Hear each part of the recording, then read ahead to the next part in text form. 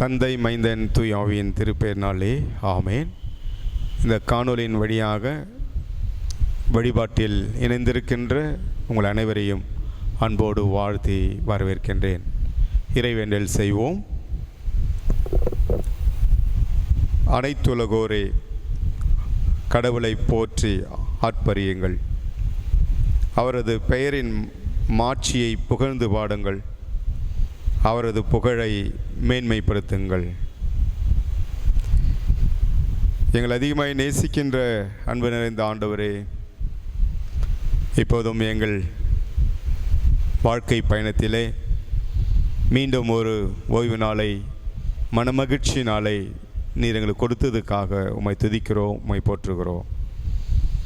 ஆண்டவரே, இந்த நாளில் இந்த காணொலியின் வழியாக இந்த வழிபாட்டிலே இணைந்திருக்கின்ற எங்கள் அன்பான இறை மக்களை உம்முடைய கருத்தில் நாங்கள் ஒப்படைப்பு செய்கிறோம். ஆங்காங்கே தங்களுடைய இல்லத்திலிருந்து இந்த வழிபாட்டில் இணைந்திருக்கின்ற உமது அடியவர்கள் ஒவ்வொருவரையும் நீர் ஆஸ்வதிக்கும்படி ஆட்சேபிக்கிறோம். இப்போதும் ஆண்டவரே, எங்களையும் இந்த வழிபாட்டை உம்முடைய கருத்தில் நாங்கள் ஒப்படைப்பு செய்கிறோம். நீர் எங்களை ஏற்று நடத்தும். உம்முடைய ஆசீர்வாதத்தை உம்முடைய பிள்ளைகள் ஒவ்வொருவருக்கும் நீர் அருளும்படியாக நாங்கள் மன்றாடுகின்றோம். இறைமகன் இயேசு கிறிஸ்துவின் வழியாக வேண்டிக் கொள்கிறோம் பரமதந்தையே, ஆமென். கடவுளுக்கு மகிமையாக நம் அனைவரும் சேர்ந்து கீர்த்தனை 5வது பாடலை அனைவரும் சேர்ந்து பாடுவோம். கீர்த்தனை எண் 5, சர்வலோகாதிப நமஸ்காரம் சர்வ சிருஷ்டிகனே நமஸ்காரம் என்ற பாடலை நம் அனைவரும் சேர்ந்து பாடுவோம்.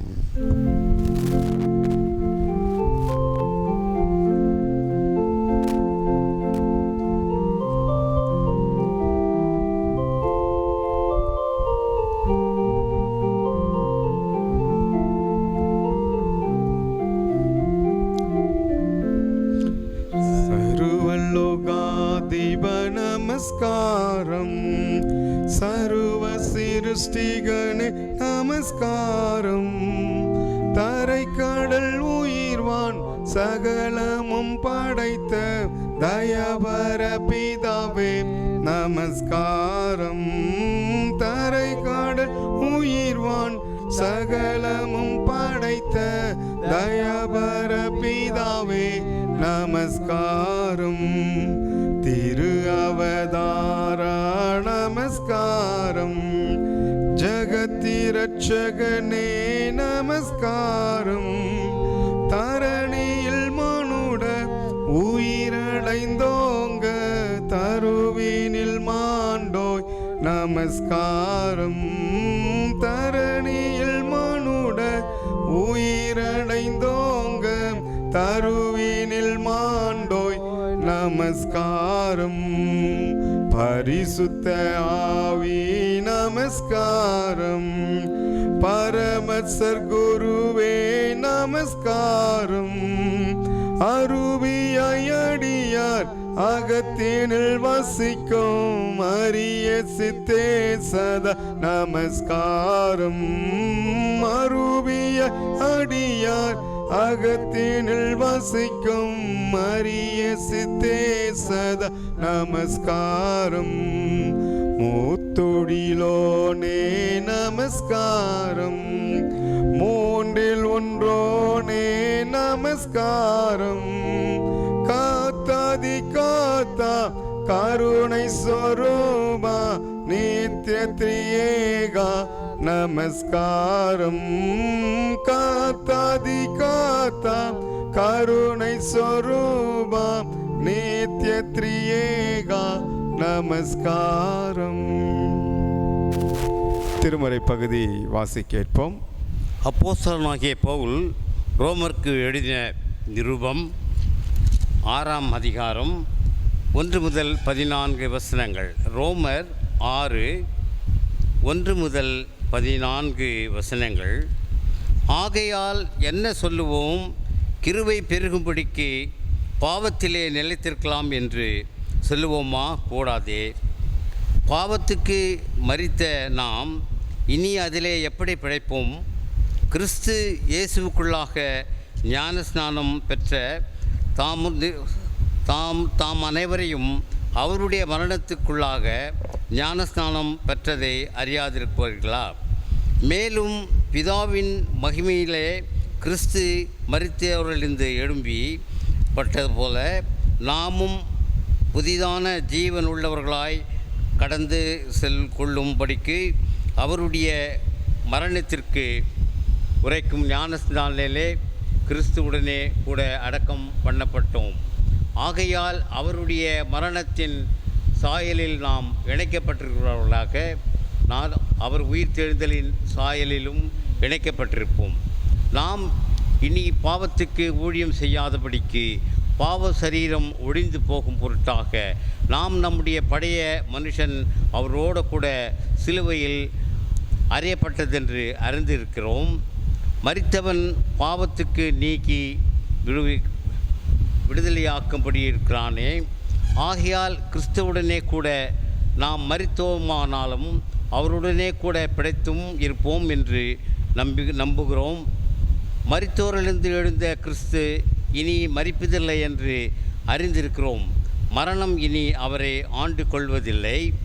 அவர் மரித்து பாவத்தினின்று ஒரே தரம் மரித்தார். அவர் பிழைத்திருக்கிறது தேவனுக்கென்று பிழைத்திருக்கிறார். அப்படியே நீங்களும் உங்களை பாவத்திற்கு மரித்தவர்களாகவும் நம்முடைய கர்த்தராகிய இயேசு கிறிஸ்துவுக்குள் தேவனுக்கென்று பிழைத்திருக்கிறவனாகவும் எண்ணிக்கொள்ளுங்கள். ஆகையால் நீங்கள் சரீர இச்சைகளின்படி சாவுக்கேதுவான உங்கள் சரீரத்தில் பாவம் ஆளாதிருப்பதாக. நீங்கள் உங்கள் அவயவங்களை அநீதியின் ஆயுதங்களாக பாவத்திற்கு ஒப்புக்கொடாமல் உங்களை மரித்தோரிலிருந்து பிழைத்திருக்கிறவர்களாக தேவனுக்கு ஒப்பு கொடுத்து உங்கள் அவயவங்களை நீதிக்குரிய ஆயுதங்களை தேவனுக்கு ஒப்பு கொடுங்கள். நீங்கள் நியாயப்பிரமாணத்திற்கு கீழ்ப்படியாமல் கிருபைக்கு கீழ்ப்பட்டிருக்கிறபடியால் பாவம் உங்களை மேற்கொள்ள மாட்டாது. வாசிக்க முடியாது தெரிந்து கொள்ளப்பட்ட வேதனை வாசித்தாற்று தேவனே உமக்கே மகிமை உண்டாவதாக. இந்த நாளுக்குரிய கருடைய வார்த்தையை லேப்ரிச்சர் திரு எஸ்கே ஆதாம் அவர்கள் நம்மோடு பகிர்ந்து கொள்வார்கள்.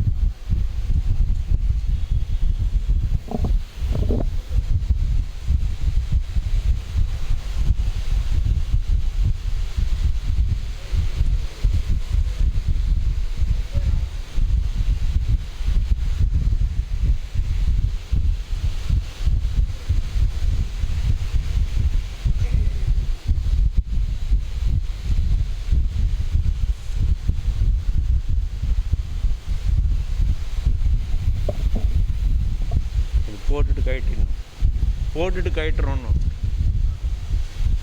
மாஸ்க் இல்லாத வராங்கன்ற மாதிரி நினைக்கிறதுக்கு இந்த வரோம். இந்த ஒரு நிமிஷம்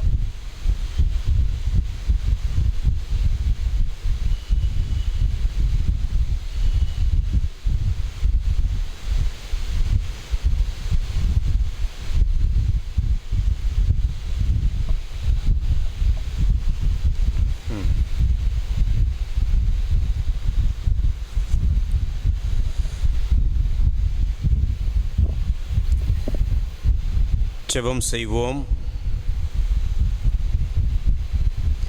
இமை பொழுதும் கைவிடாத எங்கள் அன்பின் பரலோக தந்தையே, மனமகிழ்ச்சியான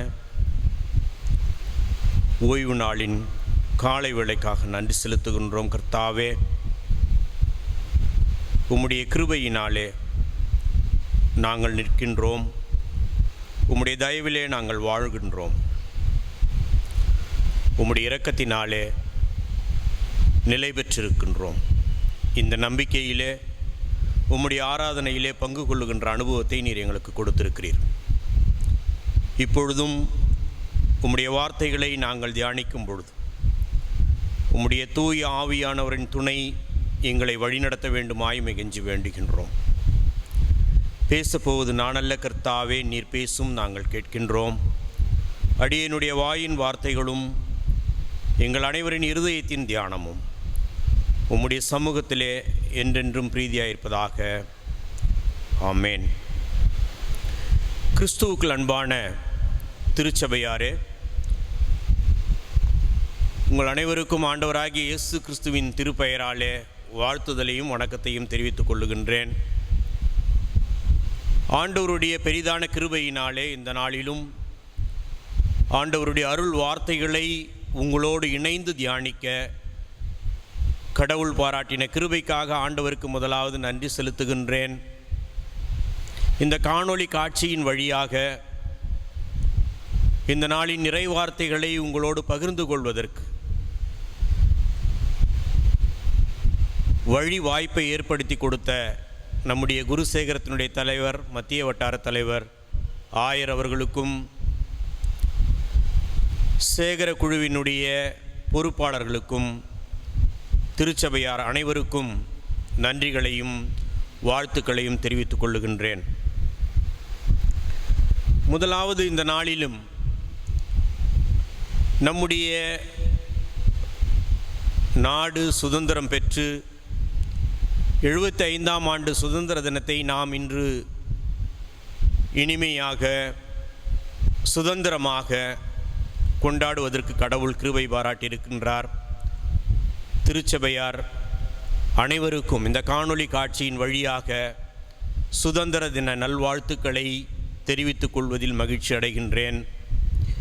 இந்த நாளில் இந்த சுதந்திரத்தை, இந்த சுதந்திர காற்றை சுவாசிக்கும்படியாக நமக்கு அருள் பாராட்டின ஆண்டவருக்கு முதலாவது நாம் நன்றி பாராட்டுவோம்.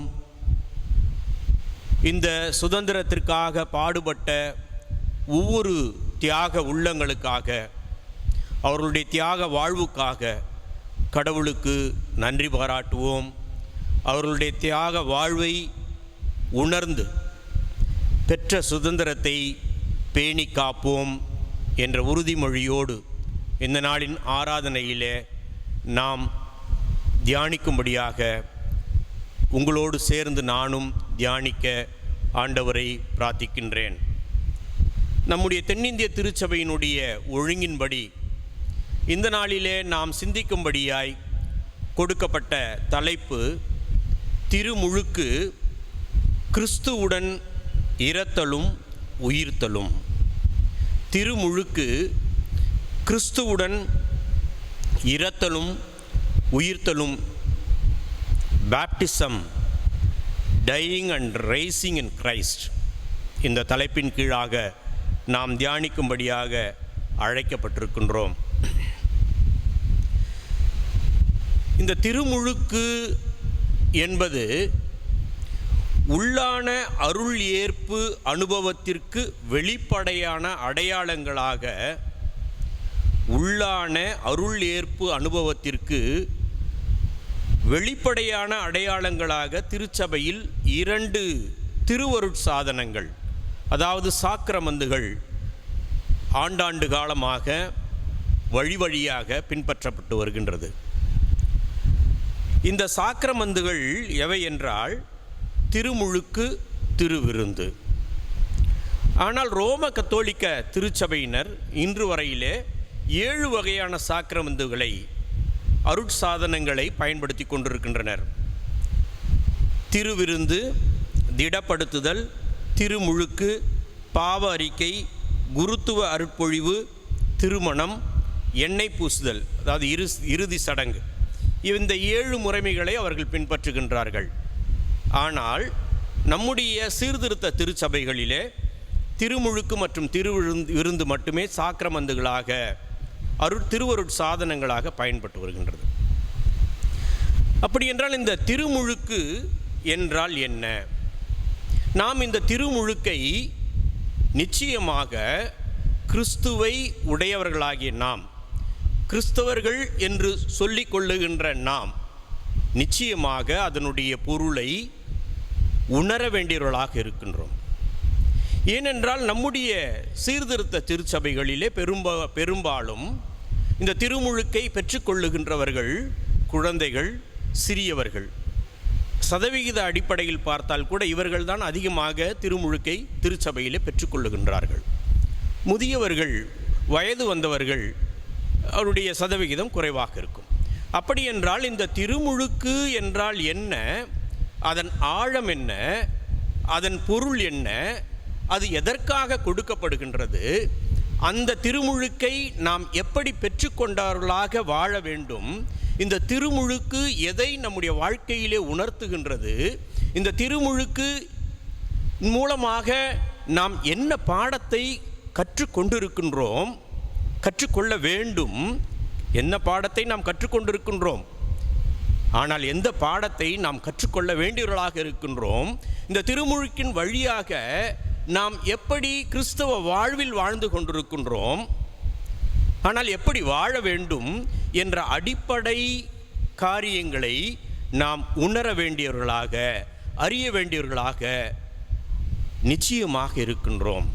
அது அவசியமாக கட்டாயமான ஒரு காரியமாக இருக்கின்றது. ஏனென்றால் திருமுழுக்கை நம்முடைய பிள்ளைகளுக்கு நாம் திருமுழுக்கின் மூலமாக இந்த திருச்சபையில் இணைக்கும் பொழுது அவர்களை இந்த திருமுழுக்கினுடைய பொருளையும் அந்த திருமுழுக்கினுடைய அருளையும் பற்றி அவர்களுக்கு கற்றுக் கொடுத்து அவர்களை இந்த திருமுழுக்கின் மூலமாக கிறிஸ்தவ வாழ்வில் எப்படி இணைப்பது, இந்த திருமுழுக்கின் வாயிலாக அவர்களை கிறிஸ்தவ வாழ்வுக்குள்ளாய் எப்படி நடத்துவது என்று பாடம் கற்பிக்க வேண்டியவர்கள் பெற்றோர்களாகிய நாம் தான். அப்படி என்றால் இந்த திருமுழுக்கின் அனுபவம், இந்த திருமுழுக்கின் பாடம், இந்த திருமுழுக்கின் அருள் பெரியவர்களாகிய நாம் உணர வேண்டியவர்களாக இருக்கின்றோம். பிறகு அந்த பிள்ளைகளுக்கு கற்றுக் கொடுக்க வேண்டியவர்களாக இருக்கின்றோம். அப்படி என்றால் இந்த திருமுழுக்கை குறித்து நாம் நிச்சயமாக பொருள் உணர்ந்தவர்களாய், அதை புரிந்தவர்களாய் இருக்க கடவுள் நமக்கு இந்த ஆராதனையின் மூலமாக, இந்த அருளுரையின் மூலமாக நம்மை தெளிவுபடுத்துவாராக.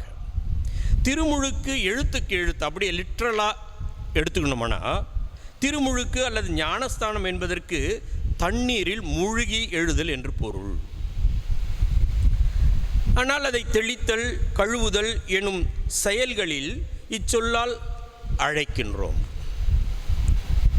இந்த திருமுழுக்கு, இந்த பேப்டிசம் என்ற வார்த்தை பாப்தோ, BAPTO, பாப்தோ என்னும் கிரேக்க அடிச்சொல்லிலிருந்து பாப்திசைன் என்னும் வினை சொல்லும், பாப்திஸ்மா என்ற பெயர் சொல்லும் எழுந்தது. இந்த பாப்திசைன் என்ற சொல்லுக்கு கிரேக்க மொழியினுடைய அடிப்படை பொருள் என்னவென்றால் முழுகுதல், கழுவுதல், தோய்த்தல் எனும் பொருள் பாப்தோ என்னும் சொல் பயன்படுத்தப்பட்டுள்ளது.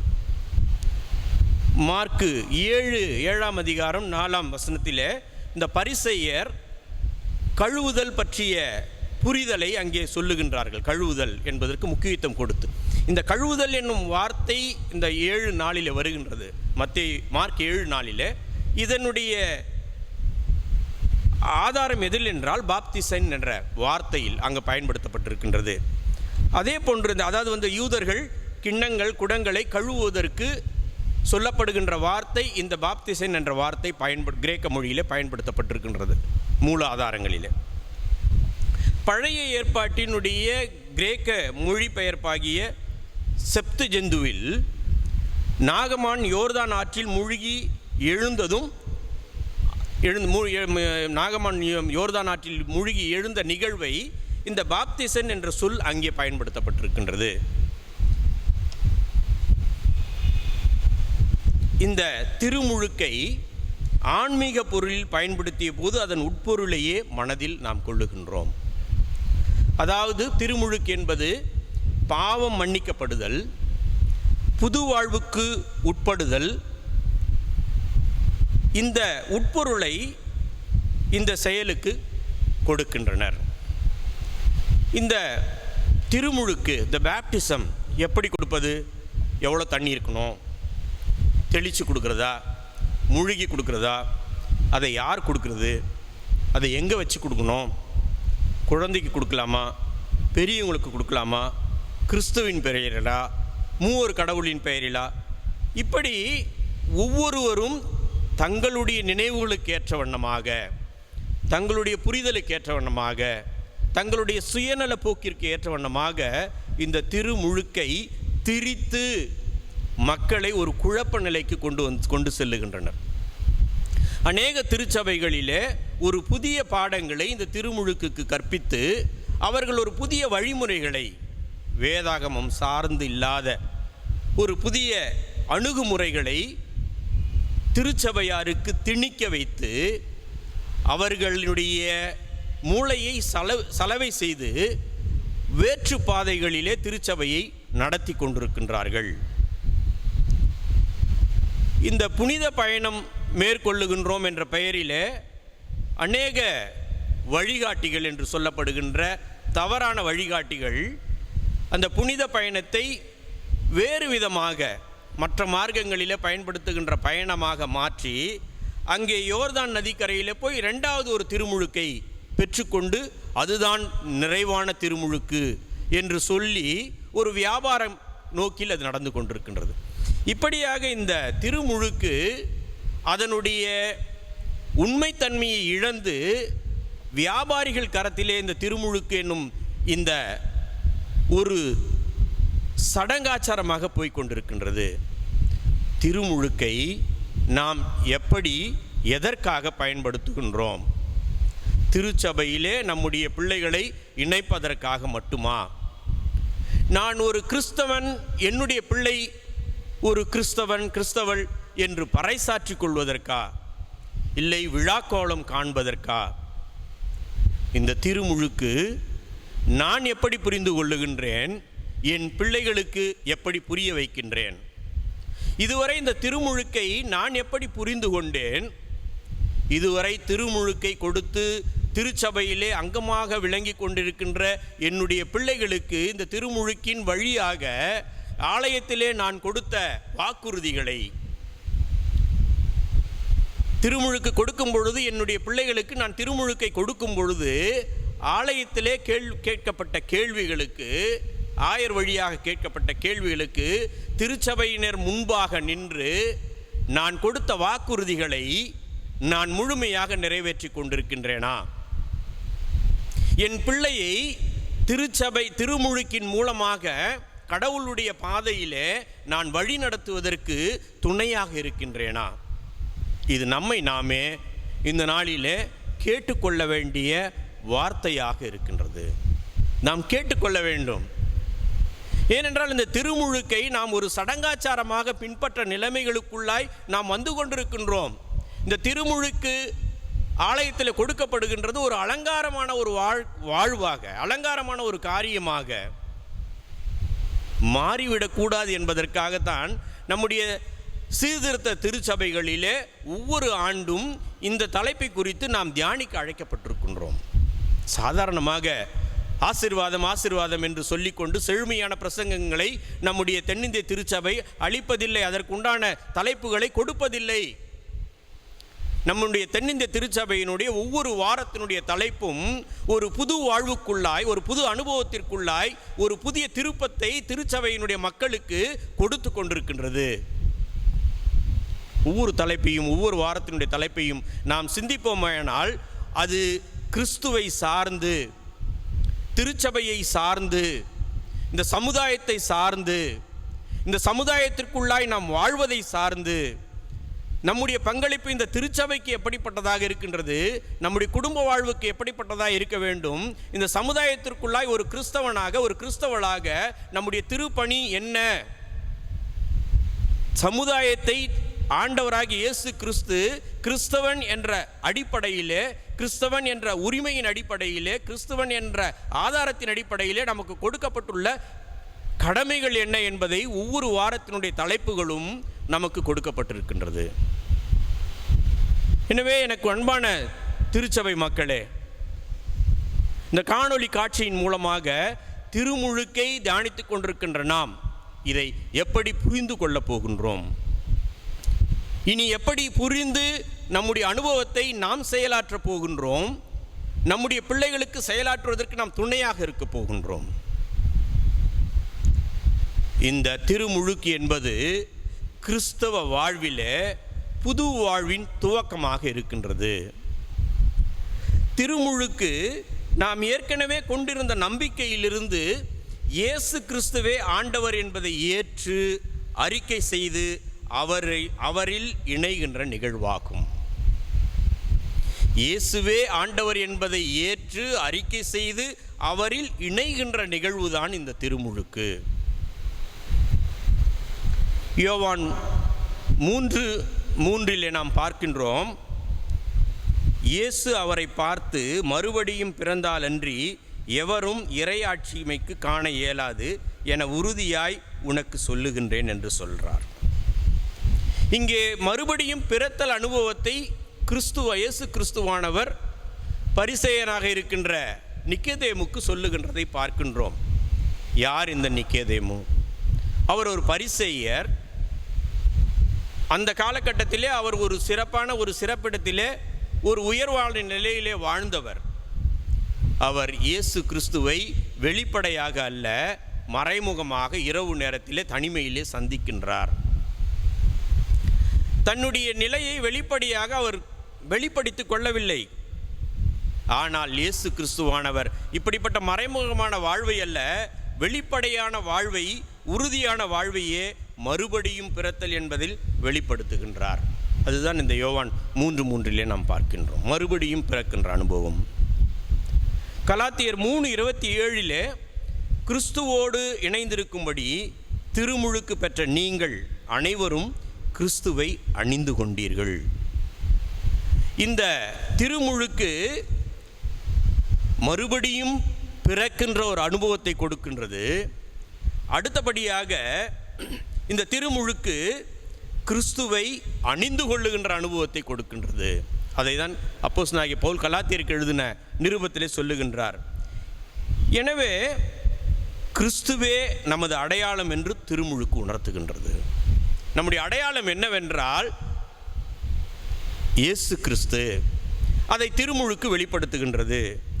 இந்த வாசிக்க இந்த நாளைக்குடைய வேத பகுதியில் ரோமர் 6:3 நாம் பார்க்கின்றோம், திருமுழுக்கினால் கிறிஸ்து இயேசுவோடு இணைந்திருக்கும் நாம் அனைவரும் அவருடைய சாவிலும் அவரோடு இணைந்திருக்கிறோம் என்பது உங்களுக்கு தெரியாதா? பவுல் இங்கே கேட்கின்றார், கேள்வி எழுப்புகின்றார். கிறிஸ்து இயேசுவோடு இணைந்திருக்கும் நாம், திருமுழுக்கினால் கிறிஸ்து இயேசுவோடு இணைந்திருக்கும் நாம், திருமுழுக்கு எடுக்கும் பொழுது நாம் கிறிஸ்துவோடு இணைந்திருக்கின்றோம். அப்படி என்றால் இந்த திருமுழுக்கின் மூலமாக கிறிஸ்து இயேசுவோடு இணைந்திருக்கின்ற நாம் அனைவரும் சாவிலும் அவரோடு இணைந்திருக்கிறோம் என்பது உங்களுக்கு தெரியாதா? தெரியலன்னா தெரிஞ்சுக்கணும் அப்படின்றது தான் அவருடைய ஏக்கம். புது வாழ்வு பெறும்படி நாம் அழைக்கப்பட்டுள்ளோம். புது வாழ்வை பெற்றுக்கொள்வதற்கான அடையாளம் மனம் மாற்றமாகும். இந்த ஒரு புது வாழ்வை நாம் பெற்றுக்கொள்ள வேண்டும் என்றால் நம்முடைய மனங்கள் மாற வேண்டும், நம்முடைய வாழ்வின் நிலைகள் மாற வேண்டும். இதுதான் மத்தேயு 3:6 நாம் பார்க்கின்றோம். 3:6 மத்தேயு 3:6 அவர்கள் தங்கள் பாவங்களை அறிக்கையிட்டு யோர்தான் ஆற்றில் அவரிடம் திருமுழுக்கு பெற்று வந்தார்கள். இது எந்த நிகழ்வு என்றால், யோவான் ஸ்நானகன் அனைவருக்கும் திருமுழுக்கை கொடுக்கின்றதாக பார்க்கின்றோம். அவர் ஒரு அறைகூவல் விடுக்கின்றார், விண்ணரசு நெருங்கிவிட்டது, மனம் மாறுங்கள். அழைக்கின்றார், விண்ணரசு நெருங்கிவிட்டது, அதனால் மனம் மாறுங்கள். மனம் மாறியவர்கள் தங்கள் பாவங்களை அறிக்கையிட்டு யோர்தான் ஆற்றில் அவரிடம் திருமுழுக்கு பெற்று வந்தார்கள். அவருடைய அறைகூவலை, யோவான் ஸ்நானனுடைய அழைப்பை ஏற்றுக்கொண்டவர்கள். ஏனென்றால் விண்ணரசு நெருங்கி வந்துவிட்டது, மனம் மாறுங்கள் என்று சொல்லி திருமுழுக்கை கொடுக்கின்றார். அப்படி என்றால் திருமுழுக்கை பெற்றுக்கொள்ள வருகின்ற நாம் முதலாவது நம்முடைய மனங்கள் மாற வேண்டும். இதுதான் அழைப்பு. ஏனென்றால் விண்ணரசுக்குள் நாம் நுழைய வேண்டும் என்றால் நாம் மனம் மாறியவர்களாக முதலாவது நம்முடைய மனதிலே மாற்றங்கள் வேண்டும். அப்படி என்றால் குழந்தை பெற்றுக்கொள்கின்ற திருமுழுக்கிலே குழந்தை எப்படி மனம் மாற முடியும்? சிறு பிள்ளைகள் எப்படி மனம் மாற முடியும்? வழி நடத்துகின்ற பெற்றோர்களாகிய நாம் அவர்களுக்கு கற்றுத்தர வேண்டியவர்களாக இருக்கின்றோம். மனம் மாற வேண்டியதை, அவர்களுடைய வாழ்வு நிலைகளை ஒவ்வொரு நாளும் அவர்களுக்கு கற்றுக் கொடுக்க வேண்டிய பொறுப்பிலே நாம் இருக்கின்றோம். திருமுழுக்கை கொடுத்து விட்டவுடன், அன்று நடத்தப்படுகின்ற விழாக்கள் முடிந்து விட்டவுடன் இந்த திருமுழுக்கை நாம் மறந்து விடுகின்றோம். திருமுழுக்கிற்கு முன்னால் ஆயத்தம் எதை குறித்து? வேதத்தை குறித்தா? திருமுழுக்கை பெற்றுக்கொள்ளப் போகின்ற மனநிலையை குறித்தா? இந்த திருமுழுக்கின் மூலமாக எதை நாம் பெற்றுக்கொள்ளப் போகின்றோம், நம்முடைய பிள்ளைக்கு எதை கொடுக்க போகின்றோம், இதை குறித்து அல்ல. இந்த திருமுழுக்கு தேதி ஃபிக்ஸ் பண்ணுறது, ஆலயத்தில் டேட் ஃபிக்ஸ் பண்ணுறது, அதுக்கு உண்டான விழாக்களை முடிவு செய்வது, இந்த விழாக்களை நடத்தி முடிப்பது, இதில் தான் நம்முடைய கவனங்கள், பெரும்பாலாக நம்முடைய கவனங்கள் அதில் தான் திணிக்கப்பட்டிருக்கின்றது. ஆனால் இந்த திருமுழுக்கின் மூலமாக பெற்றுக்கொண்ட அனுபவத்தை நமக்கும் நம்முடைய பிள்ளைகளுக்கும் நாம் கற்றுத்தர வேண்டியவர்களாக இருக்கின்றோம். அதற்காக அழைக்கப்பட்டிருக்கின்றோம். அதற்காகத்தான் இந்த நாளில் அந்த தலைப்பை நமக்கு தென்னிந்திய திருச்சபை கொடுத்திருக்கின்றது. திருமுழுக்கின் மூலமாக மீட்கப்பட்டவர்களாய் புதிய படைப்புகளாய் நாம் மாற வேண்டும் என்று அழைக்கின்றார்கள்.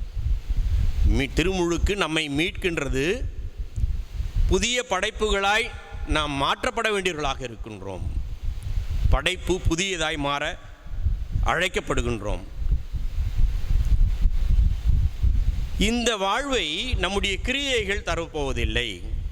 ஆண்டவருடைய இரக்கத்தினாலே அதை நாம் பெற்றுக்கொள்ளுகின்றோம்.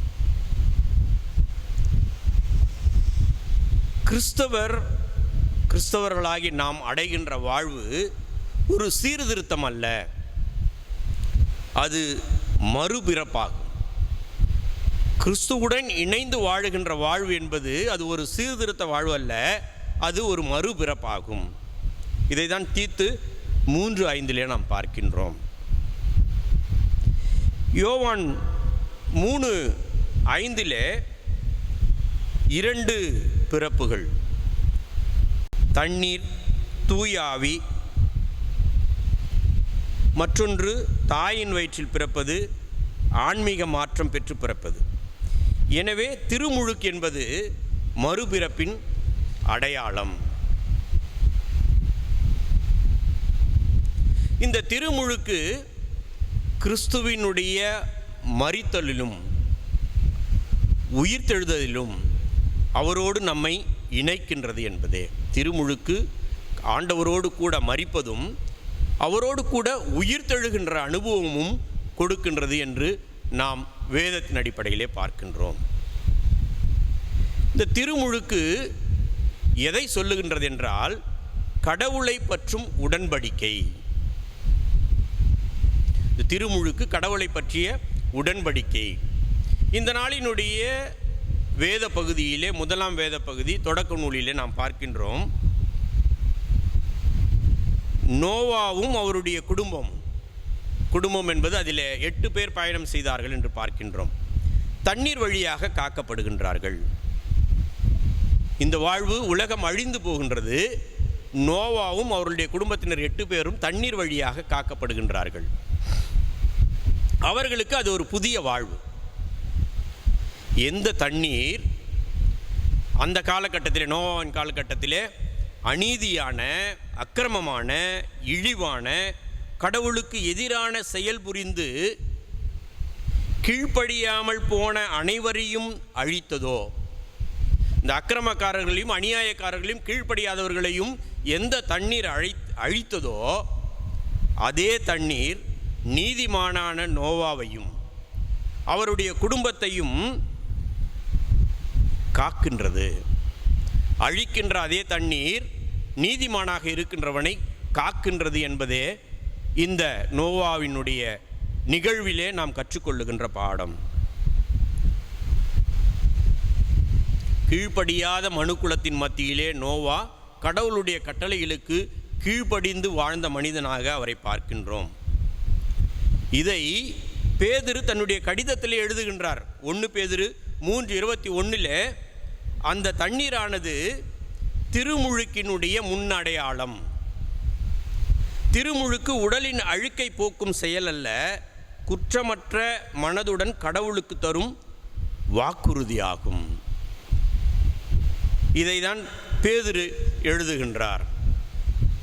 அடுத்தபடியாக திருமுழுக்கு பாவத்தை ஒழிக்க கிறிஸ்துவுடன் மரித்தல் அனுபவமாகும். இந்த திருமுழுக்கு என்பது பாவத்தை ஒழிக்க கிறிஸ்துவுடன் மரித்தல் என்பதை காட்டுகின்றது.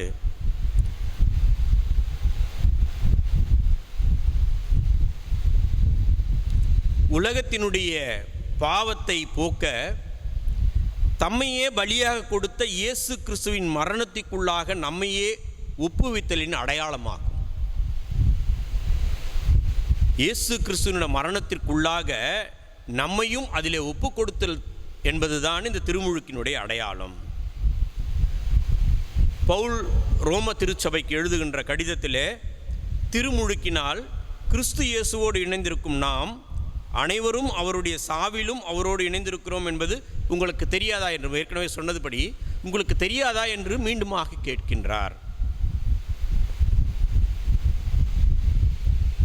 திருமுழுக்கினால் கிறிஸ்து இயேசுவோடு இணைந்திருக்கும் நாம் அனைவரும் அவருடைய சாவிலும் அவரோடு இணைந்திருக்கின்றோம். இது ரோம திருச்சபைக்கு அப்போஸ்தலனாகிய பவுல் எழுதின கடிதத்திலே குறிப்பிடப்பட்டிருக்கின்றது. அப்போஸ்தலனாகிய பவுல் வாழ்ந்த காலத்திலே ரோம திருச்சபைக்கு இதை எழுதும் பொழுது அந்த திருச்சபையார் அதை முழுமையாக புரிந்து கொண்டிருப்பார்கள். ஏனென்றால் அந்த காலகட்டத்திலே அந்த நேரத்திலே யூதருக்கும் கிரேக்கருக்கும் மிக எளிதாக அது புரிந்திருக்கும். ஏனென்றால் புற இனத்தவர் யூத சமயத்தை ஏற்கும் பொழுது சில சடங்குகள் அங்கே கட்டாயப்படுத்தப்படுகின்றது. எவைகள் என்றால் பலி செலுத்துதல், விருத்த சேதனம் செய்தல், தூய்மை சடங்கு, இவைகளெல்லாம் பழக்கத்தில் இருந்திருக்கின்றது. ஒரு பிற சமயத்திலிருந்து யூத சமயத்தில் சேர வேண்டும் என்றால் அவன் பலி செலுத்த வேண்டும், விருத்த சேதனம் செய்தல் வேண்டும், தூய்மை சடங்கு செய்ய வேண்டும். அப்படிப்பட்டவனை தான் அப்படி செய்த பிறகுதான் அவன் யூத சமயத்தில் யூத மார்க்கத்திற்கு அவனை சேர்த்து கொள்ளுகின்றார்கள். இந்த செயல் எதை காட்டுகின்றது என்றால் இதுவரை வாழ்ந்த பழைய செயல்களை அவன் ஒழித்து புதிய வாழ்வுக்குள்ளாய் அவன் வருவதை தான் இந்த சடங்கு குறிப்பிடுகின்றது. இனி அவர் புதியவர், பிறந்த குழந்தை, அது மாசற்றது, இப்படிப்பட்ட ஒரு நிலையை உருவாக்குவது தான் இந்த சடங்குகள் அங்கே செய்யப்படுகிறது என்பதை நாம் பார்க்கின்றோம். இந்த நாடகங்களிலே சில திரைப்படங்களிலே இந்த கடவுளாக அவதாரங்களாக நடிப்பதற்காக அந்த நடிக்கின்றவர்கள் தத்துரூபமாக அமைய வேண்டும் என்பதற்காக அவர்கள் நோன்பு இருப்பார்கள், தங்களை வருத்தி கொள்வார்கள், தங்களை தூய்மையாக வைத்து கொள்வார்கள், தங்களை சில உணவுகளிலிருந்து தவிர்த்து கொள்வார்கள், சில பழக்க வழக்கங்களை தவிர்த்து கொண்டு கடவுளோடு இணைந்து அந்த வேடத்தில் நடிப்பதற்காக கடவுளோடு தங்களை ஒன்றிணைத்து கொண்டு அவர்கள் அந்த பாத்திரமாக நடிக்கப் போகின்ற பாத்திரமாக உண்மையாக மாறுகின்ற நிலைக்குள்ளாய் தங்களை நிலைப்படுத்தி கொண்டு அந்த பாத்திரத்திலே அவர்கள் பங்கேற்கும் பொழுது, அந்த நடிப்பிலே அவர்கள் பங்கேற்கும் பொழுது அது தத்துரூபமாக அமையும். தங்களுடைய பழைய நிலையிலிருந்து, தங்கள் இயல்பான நிலையிலிருந்து தங்களை முழுமையாக அந்த பாத்திர நிலைமைக்குள்ளாய் மாற்றிக்கொள்ளும் பொழுது அங்கே அவர்கள் புதுப்பிக்கப்படுகின்றார்கள், அந்த பாத்திரமாக மாற்றுகின்றார்கள். இந்த அனுபவத்திற்குள்ளாகத்தான் நாம் வாழ அழைக்கப்படுகின்றோம். நாம் அந்த பாத்திரமாக மாற வேண்டும். திருமுழுக்கின் மூலமாக நாம் அந்த பாத்திரங்களாக மாற கடவுள் நம்மை அழைக்கின்றார். திருமுழுக்கு கடவுளுக்கும் கடவுளின் திருக்கூட்டாருக்கும் ஒரு தனி மனிதருக்கும் ஒரு உறவு நிலையை ஏற்படுத்துவதாகும். இந்த திருமுழுக்கு கடவுளுக்கும் கடவுளின் திருக்கூட்டாருக்கும் ஒரு தனி மனிதருக்கும் ஒரு உறவு நிலையை ஏற்படுத்துகின்றது. இந்த அனுபவத்தை நாம் பெற்றுக்கொள்ள அழைக்கப்படுகின்றோம். கொலோசியர் 2:1 நாம் பார்க்கின்றோம், கிறிஸ்துவில் நம்மை இணைத்திருப்பதால் நம் ஊனியல்பை களைந்து விட்டோம். பழைய ஆதாம் கிறிஸ்துவோடு அறையப்படுகிறான். பாவத்தின் சத்துவம் முறிக்கப்படுகின்றது. இவ்விதமான திருமுழுக்கு பெற்றவர்கள் இனி பாவத்திற்கு அடிமைகள் அல்ல. பாவம் நம்மிலே இருக்கும் பொழுது நாம் அதற்கு அடிமைகளாய் இருக்கின்றோம். இதைதான் எபிரேயர் 10:19-23 வார்த்தைகளிலே நாம் பார்க்கின்றோம். கிறிஸ்துவின் மரணத்தோடு ஒன்றியவர்கள் விடுதலை பெற்றவர்களாய் தீய மனச்சான்றிலிருந்து விடுவிக்கப்பட உள்ளமும் தூய நீரில் கழுவப்பட உடலும் உடையவர்களாய் நேரிய உள்ளத்தோடும் உறுதியான நம்பிக்கையோடும் அவரை பின்பற்றி செல்வர். இப்படிப்பட்ட அனுபவத்திற்குள்ளாய் நம்மை வாழ வளர ஆண்டவர் அழைக்கின்றார். இந்த திருமுழுக்கு கிறிஸ்துவுடன் உயிர் பெற செய்கின்றது. கிறிஸ்துவுடன் மரித்த நாம் கிறிஸ்து உயிர் தெழுந்தது போல் கிறிஸ்துவுடன் உயிர்த்தெழல் நடைபெற அழைக்கப்படுகின்றது. அப்போஸ்தலர்கள் திருமுழுக்கினை கிறிஸ்தவ நம்பிக்கையினுடைய மைய சடங்காக வலியுறுத்துகின்றார்கள். அப்போஸ்தலர்கள்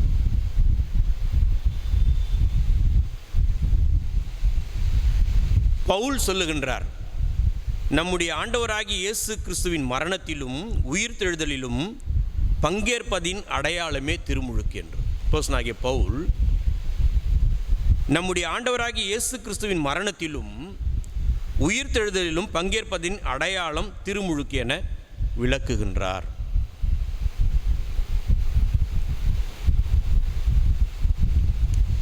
இப்படிப்பட்ட அனுபவத்திற்குள்ளாய் நாம் வாழ்வதற்காக தான் இந்த திருமுழுக்கினுடைய வார்த்தைகள் நம்மை அழைக்கின்றது.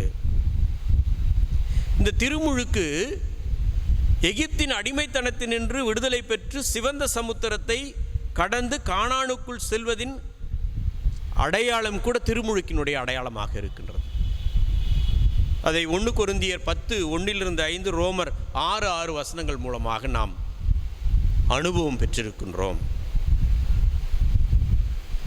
பழைய வாழ்விற்கு, பாவத்திற்குட்பட்ட அடிமை வாழ்வுக்கு நாம் மரிக்க வேண்டியவர்களாய் புதியதும் தூய ஆவியினால் நடத்தப்படுவதுமான உயிர்த்தெழுதலின் வாழ்வில் பங்கு பெறுவதும் இதனுடைய பொருளாக இருக்கின்றது.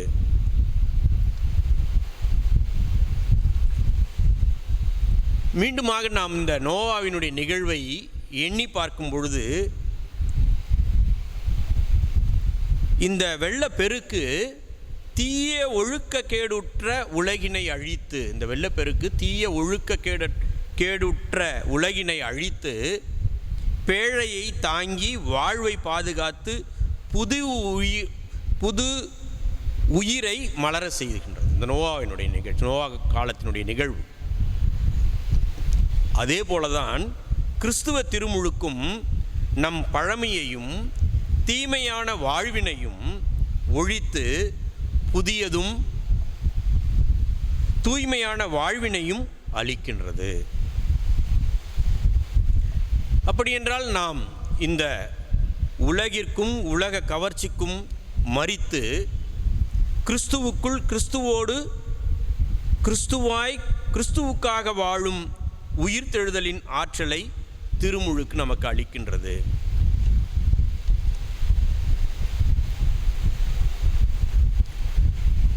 எனவே இந்த திருமுழுக்கை குறித்து, கடவுளுடைய மீட்பின் திட்டத்தை குறித்து நாம் விசாலமாக நினைப்பதை விட்டு இந்த திருமுழுக்கை குறுகிய கண்ணோட்டத்தோடு பார்த்து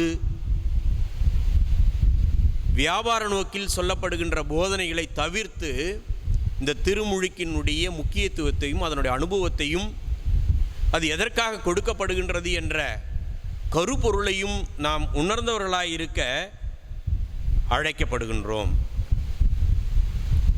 ஆண்டவர் இயேசு திருமுழுக்கு பெற்றது ஒரு உயர்வான உன்னதமான இறைத்திட்டம்.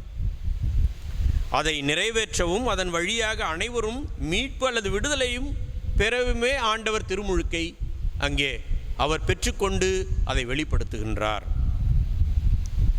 அப்படியென்றால் நாம் பெறுகின்ற திருமுழுக்கு கிறிஸ்துவுடன் இணைந்த ஒன்றாக, நாம் பெறுகின்ற திருமுழுக்கு கிறிஸ்துவோடு இணைந்த ஒன்றாக, நாட் பிசிக்கல் பட் மிசியாலஜிக்கல், வாழ்வியல் சார்ந்ததாக இருக்க வேண்டும்.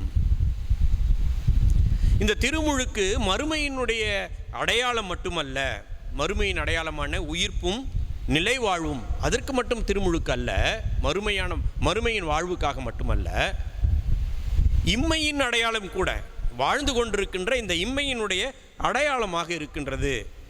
அப்படி என்றால் இம்மையிலே மறுமையிலே உயிர்ப்பு மற்றும் நிலைவாழ்வு, மறுமை வாழ்வு உயிர்ப்பு மற்றும் நிலைவாழ்வு. பட் இம்மையின் வாழ்வு எப்படி என்றால் அது பாடு மற்றும் சாவு, பாடு மரணம். இந்த அனுபவமும் நாம் ஏற்றுக்கொள்ள வேண்டியவர்களாக இருக்கின்றோம்.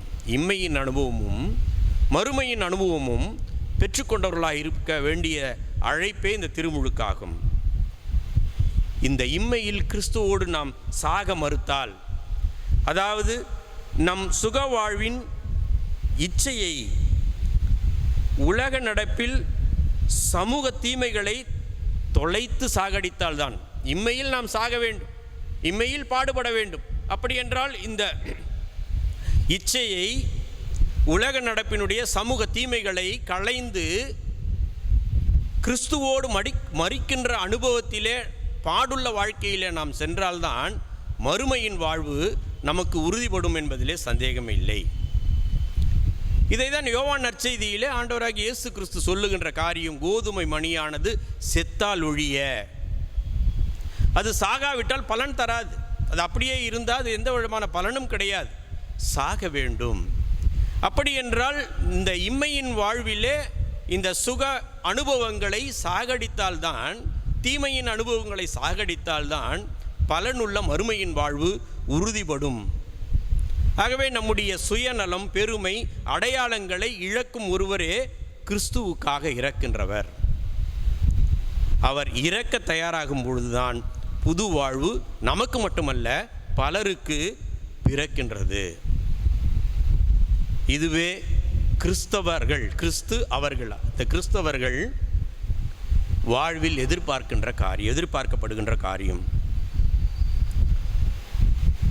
கிறிஸ்தவர்கள் என்பதை வெறும் சமய அடையாளங்களால் பாராமல், சமூக நீதி, சுயநல இழப்பு மற்றும் அனைவரும் மீட்பின் அடையாளமாக நம்பும்போதுதான் கிறிஸ்துவுடன் சாகவும் அவரில் உயிர்ப்பிக்கவும் முடியும்.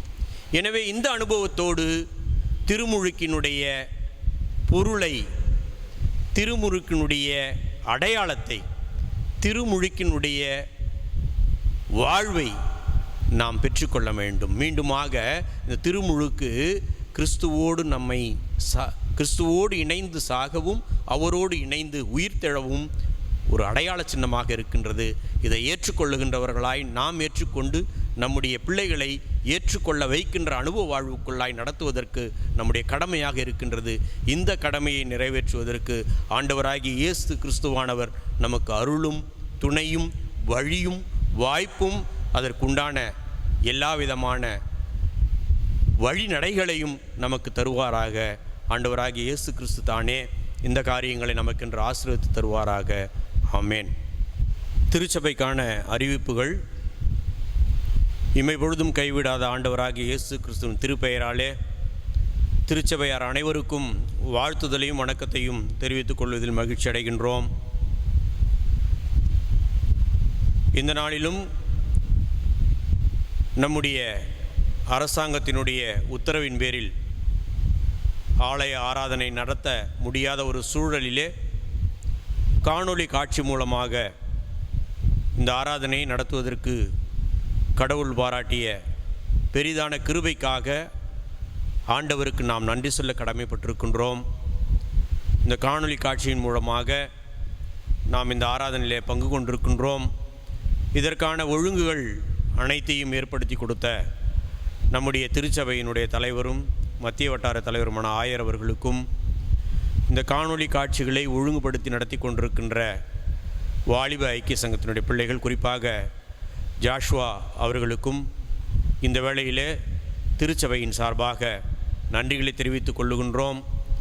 இந்த காணொளி காட்சியை பதிவு செய்வதற்கு துணையாக இருக்கின்ற நம்முடைய ஆலயத்தினுடைய கோயில் குட்டி திரு வினோத் அவர்களுக்கும் இந்த காணொளியின் காட்சியின் வழியாக நன்றிகளையும் வாழ்த்துக்களையும் தெரிவித்துக் கொள்ளுகின்றோம்.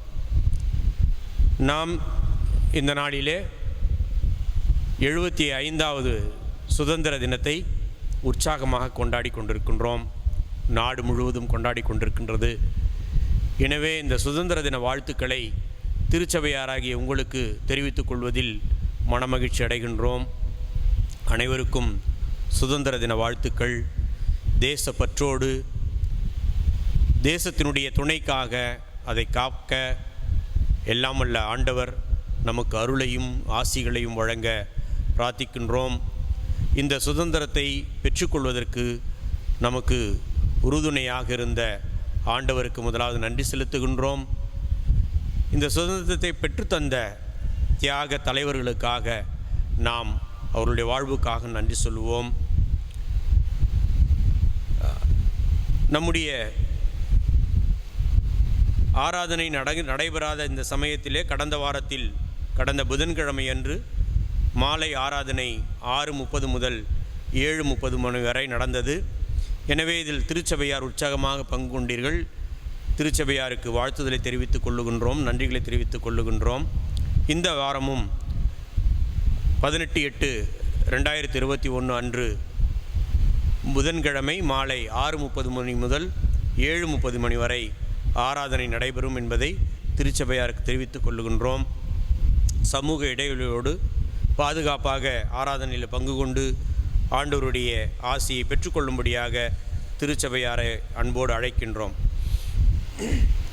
இந்த கொடுந்தொற்று காலங்களிலே கிராம சபைகளிலே இருக்கின்ற நம்முடைய திருச்சபை மக்கள் வேலைகளை இழந்து, வாய்ப்புகளை இழந்து, குடும்ப சூழலை நடத்துவதற்கு தவித்து கொண்டிருக்கின்ற அந்த சூழலிலே நாம் திருச்சபையாராக அந்த குடும்பங்களுக்கு உதவி செய்ய கடமைப்பட்டிருக்கின்றோம். கடந்த காலங்களிலே முதல் அலை வந்தபொழுது நம்முடைய பேராயத்தினுடைய உதவியோடும் சேகரத்தினுடைய ஒப்புதலோடும் அநேக திருப்பணிகளை நாம் மேற்கொண்டோம். அதற்கு பேராயம் மற்றும் நம்முடைய சேகரம் மற்றும் திருச்சபை மக்கள் உதவி புரிந்தீர்கள். அதேபோல் இந்த காலகட்டங்களிலும் இந்த கிராம திருச்சபை மக்களுக்கு இந்த கொடுந்தொற்று காலங்களிலே உதவி செய்வதற்கு ஏற்பாடுகள் செய்து வந்து கொண்டிருக்கின்றோம். எனவே இந்த கிராம திருச்சபை மக்களுக்கு அரிசி, உளுத்தம்பருப்பு, துவரம்பருப்பு, எண்ணெய், புளி, இது போன்ற பொருட்கள், காய்கறிகள், இது போன்ற ஒரு பேக்கேஜ் கொடுக்கலாம் என்று நினைத்திருக்கின்றோம். எனவே இதற்கு உதவி செய்கின்ற உள்ளமுடையோர் இந்த நிகழ்விலே பங்கு கொள்ளும்படி, இந்த திருப்பணியிலே பங்கு கொள்ளும்படி நாங்கள் உங்களை அன்போடு அழைக்கின்றோம். விருப்பமுள்ளவர்கள் பொருளாகவோ அல்லது பணமாகவோ சேகர தலைவர் அல்லது சேகர அலுவலர்களிடம் கொடுக்கும்படியாக உங்களை அன்போடு அழைக்கின்றோம். வருகின்ற சனி அல்லது ஞாயிற்றுக்கிழமை இந்த பொருட்களை கிராம திருச்சபைகளுக்கு தரப்போகின்றோம். எனவே திருச்சபை மக்கள் இதை குறித்து இதற்காக ஜெபித்து உங்களுடைய உதாரணத்துவமான காணிக்கைகள் மூலமாக வாய்ப்புகளை இழந்து கஷ்டப்பட்டு கொண்டிருக்கின்ற நம்முடைய திருச்சபை மக்களுக்கு உதவி செய்யும்படி மீண்டுமாக அழைப்பை விடுக்கின்றோம்.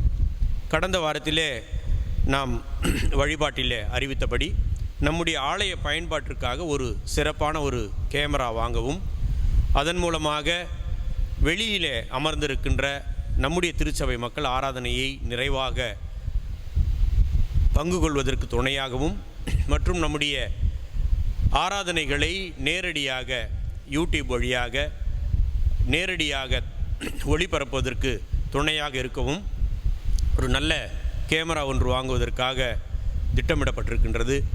எனவே இதற்கு 1.5 லட்சத்திலிருந்து 2 லட்சம் ரூபாய் ஆகும் என்று விசாரித்ததில் தெரிகின்றது. எனவே விருப்பமுள்ளவர்கள், உற்சாகமுள்ளவர்கள் இதற்காக உங்களுடைய காணிக்கைகளை உதாரணத்துவமாய் தருவதற்கு அன்போடு கேட்டுக்கொள்ளுகின்றோம். அடுத்தபடியாக நம்முடைய ஆலய பயன்பாட்டிற்காக, நம்முடைய ஆலயத்திற்குள்ளாக ஒரு டிவி ஒன்று அது தற்பொழுது இயங்கவில்லை.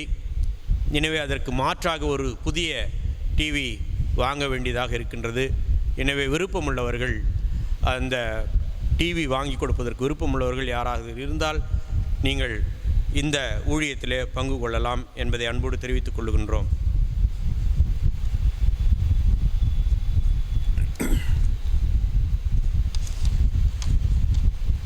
கடந்த வாரத்தினுடைய காணிக்கை விவரம் 8/8/2021,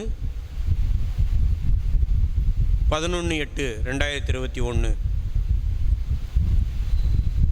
பொதுவான காணிக்கை 14,533, 444, 2,312. சந்தா 14,220. ஏழைகள் நிதி 7,765. நற்செய்தி பணிக்காக 7,255. பிறந்தநாள் மற்றும் நன்றி காணிக்கை 9,130. ஏலம் 770. கட்டிட நிதி 36,800. கல்லறை நிதி 4,090. ஆண்கள் ஐக்கிய சங்கம் 3,580. பெண்கள் ஐக்கிய சங்கம் 3,000. வாலிபர் ஐக்கிய சங்கம் 2,925. வில்லியம் கவுடி நிலம் சார்பாக 20,395. ஆக மொத்தம் 1,27,219. இந்த வாரத்தில் தங்களுடைய பிறந்த நாட்களை சந்திக்கின்ற திருச்சபையார் 15/8/2021 Thiru Yesuraja, Thiru S James Michael, Thirumathi Sarah Jeevan Latha wife of Thiru John Vignesh, Thiru Jaisingh Dharmaraj, baby N Veronica Sherlin daughter of Thiru D Nareshkumar, Thirumathi ஆ Jothi Pandian wife of Thiru S Pandian, Thiru Raja B.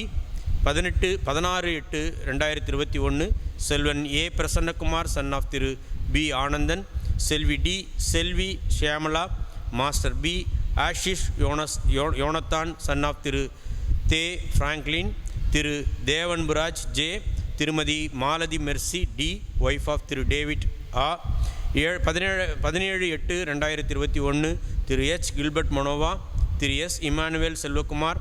18/8/2021 திருமதி டி சாரால் வனிதா செல்வி ஒய்ஃப் ஆஃப் திரு டார்வின் மதிஜீவா, செல்வி I Jasmine Ezhilpriya daughter of திரு இன்பராஜ், திருமதி கே கிரேஸ் பத்மாவதி, திரு ஜோசப் ராஜ்குமார், செல்வன் ஜே கிறிஸ்டோஃபர் சன் ஆஃப் திரு இமானுவேல், திருமதி ஷெக்கினா ஜபகனி ஒய்ஃப் ஆஃப் திரு ஜே தேவன்புராஜ். 19/8/2021 திரு அபியா ஜெய்சிங் குமார், திருமதி Pramila P wife of Thiru frame Jerry, செல்வி ஜே உஷா டாக்டர் ஆஃப் திருமதி ஜே மேரி ஜீவானந்தம், திருமதி உஷா ஒய்ஃப் ஆஃப் திரு ஈசாக். 20/8/2021 திரு ஆமோஸ் அருளானன், திருமதி ஜீவமணி புஷ்பதாய் ஒய்ஃப் ஆஃப் திரு Rajadas Samuel, master S Tarun Rajkumar son of திரு எம் சுரேஷ் ராஜ்குமார், செல்வி S Blessy Evangeline daughter of Thiru S Sam Shankar, திருமதி ஆர் ஷர்லின் தேவகுமாரி ஒய்ஃப் ஆஃப் திரு ரேல்ஸ்டன் ரவிக்குமார், திருமதி சாரால் ஒய்ஃப் ஆஃப் திரு எம் தெய்வீக ராஜன், செல்வி V Alice Mansi doctor of திரு வில்சன். 21/8/2021 திருமதி சுகந்தி ஜார்ஜ் ஜான், திருமதி D Grace Nirmalakumari wife of திரு சாமுவேல் செல்வகுமார். இந்த வாரத்தில் தங்களுடைய பிறந்த நாட்களை சந்திக்கின்ற திருச்சபையார் ஒவ்வொருவரையும் திருச்சபையாராக வாழ்த்துகின்றோம். ஆண்டவர் அருள்கின்ற இந்த புதிய வயதிலே நீங்கள் ஆண்டவரின் புதிய கிருபைகளையும் புதிய ஆசீர்வாதங்களையும் புதிய நன்மைகளையும் பெற்றுக்கொள்ள திருச்சபையாராக இணைந்து ஜெபித்து வாழ்த்துகின்றோம். இந்த வாரத்தில் தங்களுடைய திருமண நாட்களை சந்திக்கின்ற திருச்சபையார் 15/8/2021 திருமதி என்ஜே ஏஞ்சலின், திரு எம் ஒய் நித்திய ஜோதி, திருமதி எஸ் மெர்லின், திரு தீபக் ஜபகுமார். 17/8/2021 திருமதி எலிசபெத் தெரேசா எம், திரு விஷால் குமார். 19/8/2021 திருமதி டி பிரேமா, திரு ஜான் முருகேசன், திருமதி அருள்ஜோதி, திரு சாமுவேல் சாந்தகுமார், திருமதி எலிசபெத் ராணி, திரு MS ஜான்.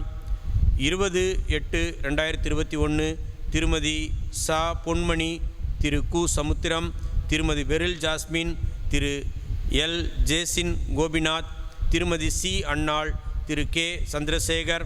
21/8/2021 திருமதி ஜே லீனா புஷ்பராணி, திரு ஜி ஜெய்பால், திருமதி ஜே விஜயா ஜேம்ஸ், திரு எஸ் ஜேம்ஸ் மைக்கேல். இந்த வாரத்தில் தங்களுடைய திருமண நாட்களை சந்திக்கின்ற தம்பதியர் உங்களை அனைவரையும் ஆண்டவருடைய அருளை பெற்றுக்கொள்ளும்படியாக நாங்கள் வாழ்த்துகின்றோம்.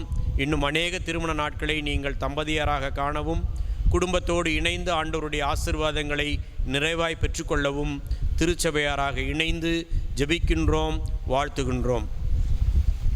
இறைவேண்டல் செய்வோம். எங்கள் அதிகமாய் நேசிக்கின்ற அன்பு நிறைந்த ஆண்டவரே,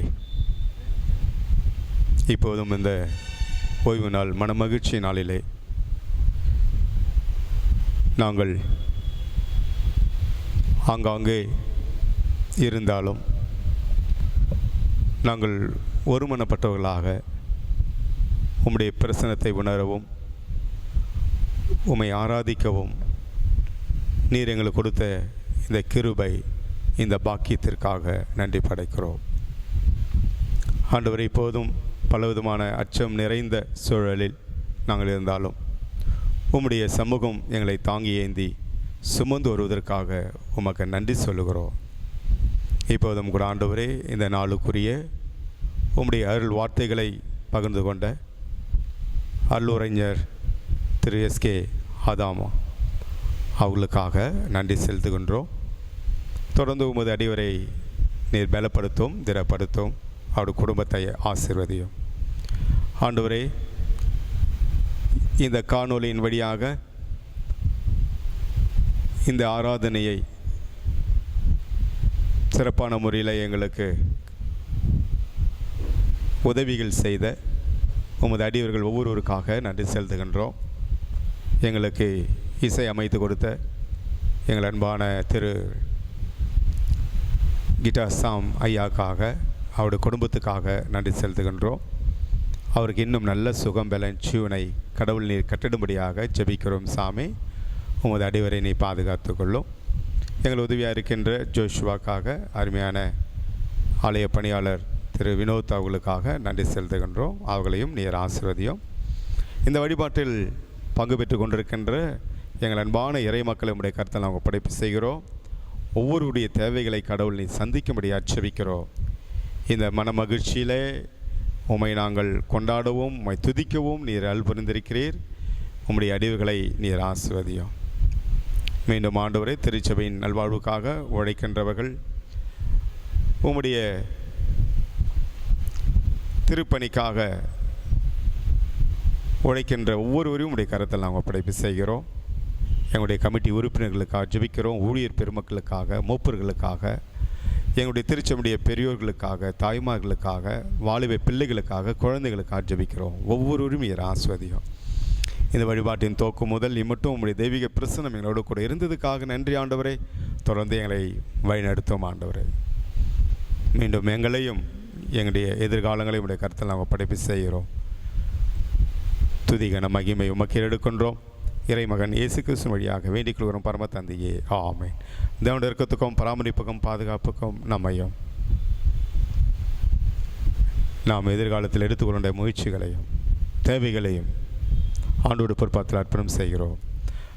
நமது ஆண்டவராகிய இயேசு கிறிஸ்துவின் கிருபையும் கடன்பும் தூய் ஆவியானவர் வழிநடத்தல் பாதுகாப்பு நம் அனைவரோடும் இன்றும் என்றும் சதா காலங்களில் பாதுகாத்து அருள் புரிவாராக.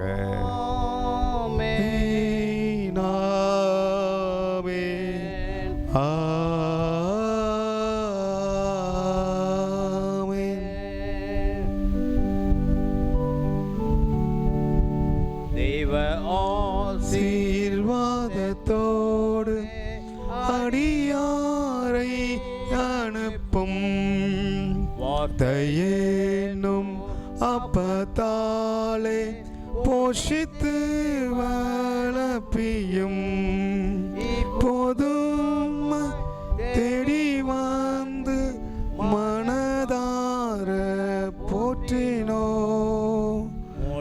லோகத்தில் கழித்து உம்மை வாழ்த்தி பணிவோம்.